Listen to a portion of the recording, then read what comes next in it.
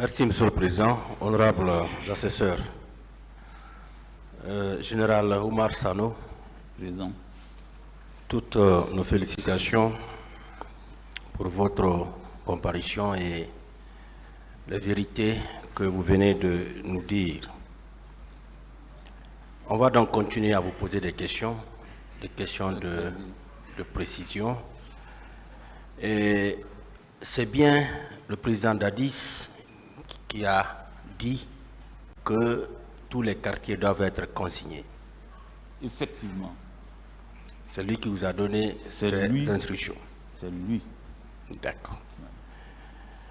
Et dans votre déposition de témoins, vous avez dit que Marcel et Begré étaient bien les deux adjoints de Toumba. Oui. Marcel et Begré étaient les deux adjoints de Toumba.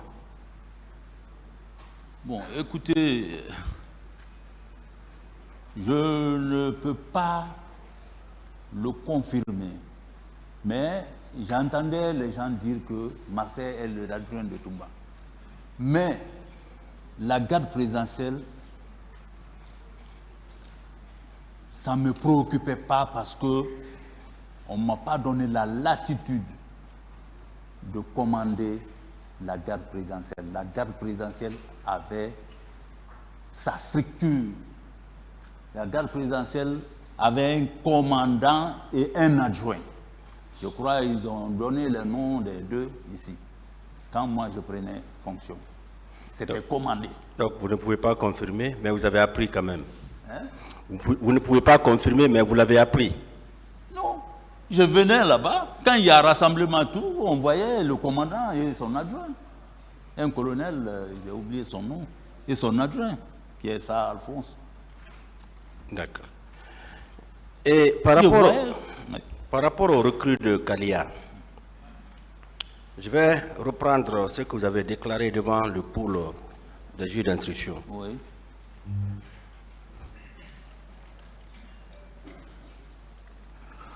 On vous a posé la question de savoir que savez-vous de la présence des recrues de l'école Kalia au stade. Vous avez répondu, ces recrues étaient à la charge exclusive du chef de l'État et du ministre de la Défense dans le cadre de leur propre sécurité. Je n'ai ni assisté à leur recrutement ni à leur formation. C'est bien ça? C'est bien ça. Ils vous ont dit que les recrues de Kalia, c'était dans le cadre de leur propre sécurité. Le ministre de la Défense dire que c'est leur garde. Ils ont recruté pour leur garde. D'accord. Au compte de la garde présidentielle. Et c'est pourquoi vous n'avez pas été mêlé à ce recrutement. C'est pourquoi vous n'avez pas été mêlé à ce recrutement. S'il m'ordonnait de le faire, c'était un ordre. En tant que soldat, j'allais le faire. Mais il m'a dit, ça ne relève pas de vous. D'accord. Ce recrutement de Kalia, ça s'est fait quand précisément? Est-ce que vous pouvez nous situer dans le temps par rapport au recrutement de Kalia? Je ne me rappelle pas de la date. C'était 3 mois avant le 28 septembre, 4 mois, 5 mois. Combien de temps à peu près? Monsieur le procureur, excusez-moi parce que moi, je suis très connu en Guinée, dans l'armée. Quand quelque chose ne me pas, c'est-à-dire qu'on ne me confie pas quelque chose, ne m'intéresse pas, je ne m'intéresse pas à la chose. Est-ce que vous voyez? Quand ton chef dit, ça ne ressort pas de toi, si tu te mêles, c'est que tu vas gagner. Donc, vous ne pouvez pas nous dire à quel moment précis ce recrutement a eu lieu? Bon, c'est-à-dire, je ne me suis pas intéressé, honnêtement. Honnêtement. D'accord, on va continuer. Est-ce que vous vous rappelez du nom de la Française de la Croix-Rouge? Non, je ne me rappelle pas de son nom. Non. Non. D'accord. Mais je crois que c'est des choses qui peuvent être connues parce que si on cherche les renseignements aux côtés de la Croix-Rouge. D'accord. Par rapport au transport des corps, vous n'avez pas fait une enquête interne pour savoir les chauffeurs qui avait transporté ces corps-là? Je vous ai dit qu'après, j'étais curieux parce qu'il y avait trop de murmures concernant la disparition. Tout. J'ai dit au commandant du train de faire venir les chauffeurs. Je leur ai demandé. Ils m'ont dit de demander la française le nombre de corps qui a été embarqué. C'est le même nombre de corps qui a été débarqué à la mort d'Ignace Dine. Donc jusqu'aujourd'hui, ils sont revenus au camp. Vous ne connaissez pour venir garer que c'est eux qui ont décidé, parce qu'ils ne pouvaient pas exposer ça là au vu de tout le monde là-bas. Ils sont venus en attendant qu'on prépare la salle. D'accord. Et vous dites que ces chauffeurs-là avaient été mis à la disposition d'une commission. Oui. C'était quelle commission? Je crois la commission nationale, nationale, parce que moi, à chaque fois que la commission me demandait, oui, précisez, avant qu'on m'enlève de la commission qui avait été mise en place, la commission d'enquête nationale. C'est ce que j'ai dit. C'est cette commission-là. Sûrement les deux commissions, si je ne me trompe pas. C'est cette commission-là qui avait reçu les choses. Oui, vous ne savez pas, il faut que vous nous donniez la précision. C'était quelle commission? Bon, la commission nationale a commencé le premier. Parce que moi, ils sont venus m'auditionner. Et tous les éléments dont ils avaient besoin pour avoir leur audition, j'ai mis à leur disposition. Quand ils me disent seulement, ils envoient la liste, j'informe le commandant d'unité, il dit tel. Prenez-les, envoyez devant la commission. Voilà. Et ils ne m'ont jamais dit qu'ils n'ont pas, ils ont demandé des personnes qui ne sont pas venues. Ils ne m'ont jamais dit ça, la commission. Et au niveau de la mosquée Faisal, on a présenté 57 corps aux différentes familles. Vous nous parlez de 55 plus 2. Voilà. Ça fait 157. 155 plus 2, 157. Oui. Pour vous, la différence là, elle est où? Différence entre le nombre, les 57 enlevés dans les 157. Le reste là se trouve où actuellement?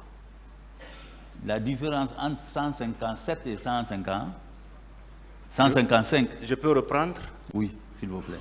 Vous nous avez dit ici qu'on vous a présenté, ou même si vous n'avez pas vu personnellement, mais 155 corps, plus 2, ça fait 157, n'est-ce pas? Au niveau de la mosquée Faisal, on a présenté 57 corps. Donc il est resté 100. Pour vous, où sont ces 100 corps-là? Je ne peux pas le dire parce que je n'ai pas géré les corps. Je n'ai pas géré les corps. Et ça, on n'est pas venu me dire. J'ai dit, le rapport qu'on m'a remis, c'est ce qui est écrit dedans. Le rapport qu'on m'a donné par la main de la Française. 155 corps. Et 2 corps ont été retrouvés. Après, ils ont déposé ça à la mort de Donga. Vous n'avez pas su la destination des 100 corps? Pas du tout.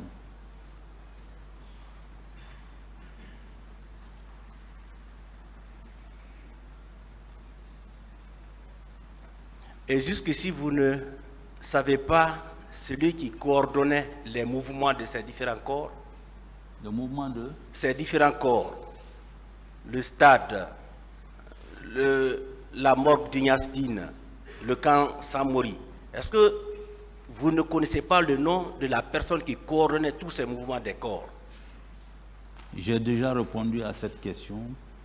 La Française qui a été en contact avec moi téléphonique, après avoir embarqué les corps, elle m'a dit qu'elle a laissé les camions aller déposer les corps à la morgue d'Ignace Dine. Donc s'il y a quelqu'un d'autre qui coordonnait, moi je ne suis pas au courant. D'accord. Et ces corps-là, qui étaient effectivement arrivés dans l'enceinte du camp Samori, est-ce que l'information avait été donnée au président Dadis? Moi, j'ai rendu compte après, quand le ministre est venu, de ma journée du 28 et ce qui s'est passé dans les unités. J'ai dit ça au ministre. Le ministre, c'est lui qui remonte les informations au président de la République. Le ministre de la Défense? Voilà, quand il n'était pas là, je vous ai dit, on est venu au camp. Quand on est venu, l'état dans lequel on l'a trouvé, il fallait le consoler. On ne pouvait pas lui dire quelque chose parce qu'il était fâché contre ces hommes, qu'on ne l'a pas laissé sortir pour aller, comment on appelle, chasser les militaires au stade. Donc ces chiffres-là, vous l'avez... Il insultait les gens. Quand il s'approche de la porte, les gens viennent se coucher, ils prennent son pied. D'accord. Ces chiffres-là... Il les donnait des coups de pied, ces chiffres-là... Ils l'ont trahi. Ces chiffres-là, vous l'avez bien communiqué au ministre de la Défense, n'est-ce pas? Non, à ce moment, je n'avais pas le rapport. Je Oui, ne pouvais pas lui communiquer quelque chose, mais j'ai appris qu'il y a eu des morts. Oui. Quand vous avez reçu le rapport, est-ce que vous avez communiqué? Il a reçu son rapport. Il a reçu aussi son rapport? Par la main de la Française. D'accord. Et... Il a reçu parce que ça a été confirmé par le ministre qu'il a reçu le rapport. Merci. Quand j'ai eu le rapport, je voulais aller lui déposer. La Française m'a dit, non, ça c'est pour toi, c'est moi-même qui va déposer le rapport. Et le soir là même, quand je suis venu au camp, je lui ai dit, ah, la Française m'a donné un rapport concernant les événements. J'ai dit, les décédés et les blessés. Elle a dit oui, qu'eux aussi, ils ont reçu. D'accord. Et les consignes données aux militaires, est-ce que ces consignes-là étaient étendues aux services spéciaux du colonel Kébro? Bon, écoutez, moi je n'ai pas commandé un ministre. Je n'ai jamais commandé un ministre. Oui, vous avez compris la question? Ouais, vous dites si je l'ai communiqué. Est-ce que ces consignes-là étaient étendues aux services spéciaux du colonel Kébro? Écoutez, pardon, Kébro était ministre. Il ne relevait pas de moi. J'ai bien dit. Les chefs qui relevaient de moi, les unités qui relevaient de moi, qui me rendent compte, je les ai appelés. D'accord. Et la garde présidentielle? Ça ne relevait pas de moi. D'accord.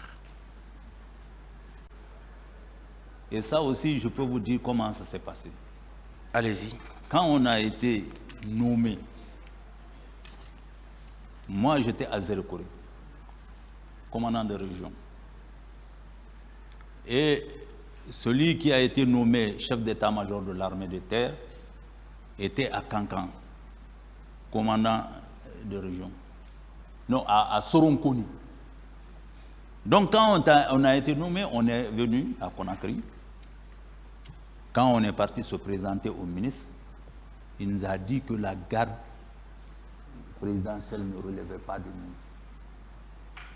Ils ont leur structure. Il y a un commandant, il y a un adjoint. Que ça ne relève pas de nous. Qu'est-ce que je peux faire, maître? D'accord. C'est pourquoi je ne me suis jamais intéressé à cette garde. Ils sont là. Personne ne peut dire ici que je l'ai ordonné. Je l'ai ordonné de faire quelque chose. Ça ne s'est jamais produit parce qu'il ne relevait pas de moi. D'accord. Et au sein de l'armée de façon générale, y compris la garde présidentielle, on n'a pas pu situer les responsabilités pour savoir qui sont ceux-là qui se sont rendus au stade. On n'a pas pu les identifier au sein de l'armée. C'est ce que je dis. Le président avait pris cette décision de mettre les commissions en place. Donc, nous, on a travaillé avec les commissions là.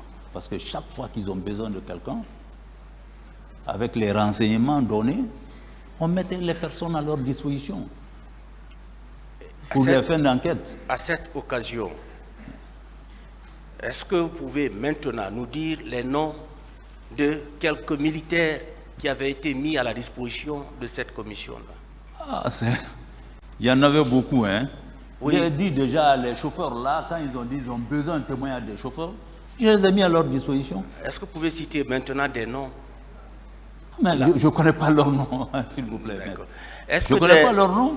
D'accord. Le train, c'est un service, hein, c'est très grand. C'est eux qui gèrent tous les véhicules, tous les engins de l'armée. Ils ont un commandant, c'est lui qui connaît ses chauffeurs. Oui, je veux dire, par rapport à tous ces massacres-là, Il y a tellement de chauffeurs. par rapport à ces événements, tous ces massacres-là, au sein de l'armée, on n'a pas pu identifier les personnes qui se sont rendues au stade et qui ont commis ces massacres-là. Non, mais je crois Est-ce que vous n'avez pas fait une enquête interne? Dès qu'on a mis ces commissions en place, nous, on pouvait que se référer de ces commissions. Avec les renseignements qu'ils ont reçus, ils nous disaient, ils nous envoyaient des listes. On veut voir telle ou telle personne. Ils font dans quelle unité? On me dit, j'appelle le chef d'état-major. J'ai dit, l'unité là, on a besoin de telle personne, mettez-le à la disposition de la commission. Est-ce que des sanctions disciplinaires avaient été entreprises à l'encontre de quelques officiers ou agents qui étaient au stade? Bon, moi, à mon niveau, avec les gens qui étaient sous ma responsabilité, on m'a donné aucun nom de personnes qui ont été au stade, sauf les chauffeurs qui ont eu la mission officielle d'aller se mettre à la disposition de la Française pour transporter ces corps-là vers la mort. D'accord. Et au moment où on envoyait les 155 corps dans la cour du camp Samori, vous étiez présent? J'ai dit, je n'ai pas quitté le camp jusqu'à 16 heures. Oui, je veux dire, vous étiez dans votre bureau? Oui. On vous a informé que des corps sont venus dans l'enceinte du camp. Vous n'êtes pas descendu pour voir? Non. Et pourquoi cette indifférence? Non, ce n'est pas une indifférence. Ah, mais si. Ce n'est pas une indifférence parce que... Général, permettez. Non. On vous dit 155 corps sont transportés dans des camions. Et ces camions-là sont venus dans votre cour. Oui. Là où se trouve votre bureau. Vous n'êtes pas descendu de l'étage pour venir voir? Non, franchement, monsieur le procureur, je ne suis pas descendu parce que les camions n'étaient pas venus pour rester. Oui, c'est que nous voulons savoir maintenant. Après... Permettez, général, on veut savoir maintenant les raisons. Les raisons Monsieur pourquoi le vous n'êtes pas descendu. Oui, monsieur le président. Voilà, s'il vous plaît. Si vous lui avez posé une question, laissez-le répondre. D'accord. Allez-y. C'est un témoin qui est là. Oui. Donc c'est ce que je dis. Oui. Moi, je ne l'ai pas fait. Vous avez jeté un coup d'œil quand même étant à l'étage pour voir est-ce que les camions sont garés? Non, franchement, je ne l'ai pas fait, maître. Franchement. Vous ne vouliez pas voir les corps ou quoi? Non, ce n'est pas parce que je ne veux pas voir les corps. Les chauffeurs sont venus parce qu'après l'événement, je leur ai demandé. Ils ont pris l'initiative de venir garer jusqu'au moment où on l'a. Ils n'ont même pas... Ce qu'ils m'ont dit, ce n'est pas resté longtemps, ils sont repartis. Ils sont repartis. Donc, ces corps, si on m'avait appelé officiellement, on vous envoie les corps, je prenais mes responsabilités, je descends, je viens voir. Mais on ne m'a pas appelé rien parce que moi, la dame m'a dit qu'elle a envoyé les camions vers la mort. Et quel est l'effet que cela a produit sur vous? Hein? Quel est l'effet que cela a produit sur vous? Vous êtes assis, on vient dire qu'on a tué 155 personnes au stade. On était tous froids. Hein? Moi, personnellement, j'étais tout froid parce que je voyais que la situation était grave. Est-ce que vous voyez? Et vraiment, ça m'a écœuré. Parce que ce n'est pas notre mission, ça. Notre mission, c'est de protéger, mais ce n'est pas donner la mort à quelqu'un. Et pour vous, pourquoi tout cela? Pourquoi on a tué les gens? Vraiment, je me pose la question. Jusque maintenant, pourquoi? Pourquoi? Parce que aussi, tout le monde connaissait le comportement des militaires vers la fin du règne du général Lansana Conté. C'est maintenant qu'on a organisé l'armée. Il y avait une pagaille infernale. Il y a beaucoup d'erreurs qui se sont glissées. Mais on n'est pas resté les bras croisés, monsieur le procureur.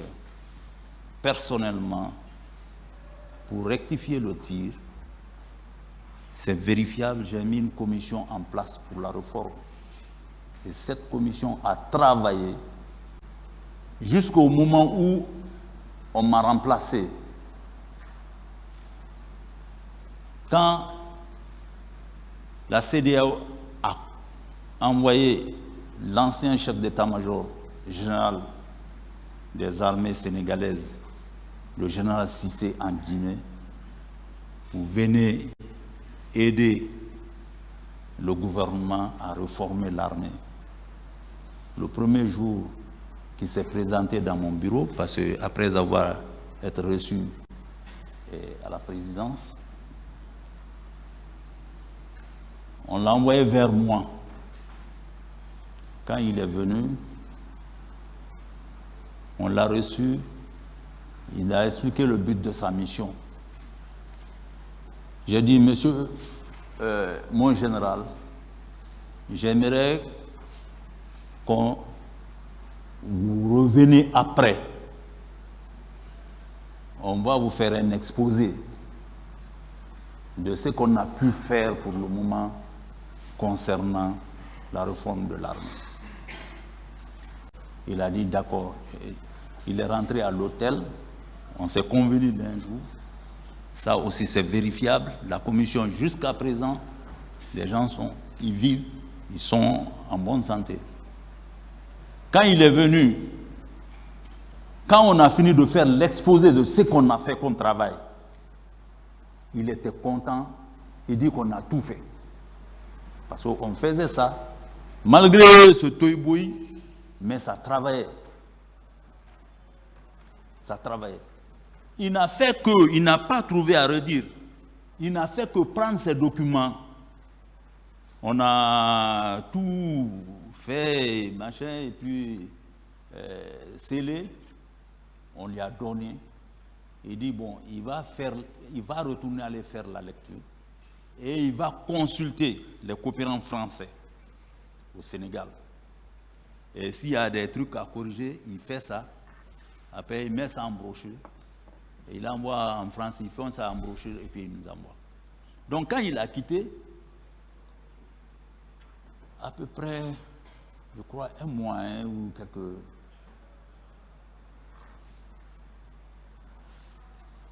En tout cas, quand il a quitté, ça a mis un petit temps.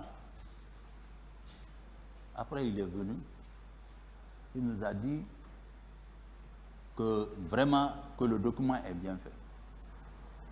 Donc, les remarques qu'ils ont fait, on a corrigé ensemble avec la commission, on a refait et on a programmé la validation. Et ce jour, ça s'est passé dans la salle de réunion de l'intendance. Il y avait le ministère, je crois, des Affaires étrangères, représenté, il y avait le ministère de la décentralisation, la douane, la police, le ministère de l'économie, des finances, plus les chefs d'état-major, la gendarmerie et autres. Ça a été validé. C'est bon. C'est bon, s'il vous plaît. Voilà. Et après ces événements, est-ce que vous avez pu faire le tour des camps, notamment le camp Alpha Yaya, le camp Koundara? Bon, quand Koundara ne relevait pas de moi, s'il vous plaît. Ça ne relève pas de vous, hein? Voilà. Et quand Alpha Yaya? Quand Alpha Yaya, je venais tous les jours. Parce que des gens ont été retenus là-bas. Des personnes ont été enlevées au stade, transportées au camp Alpha Yaya. Durant des jours, ces personnes étaient là et les femmes étaient violées. Vous n'avez pas appris cela? Ça aussi, c'est pendant le procès là que j'ai appris. Au moment où La vous vous main sur rendiez, la conscience,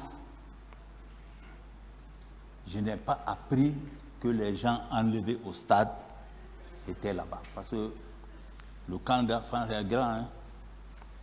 C'est vaste. vous n'avez pas appris. Je n'ai pas appris. Merci, Monsieur le Président, honorable assesseur.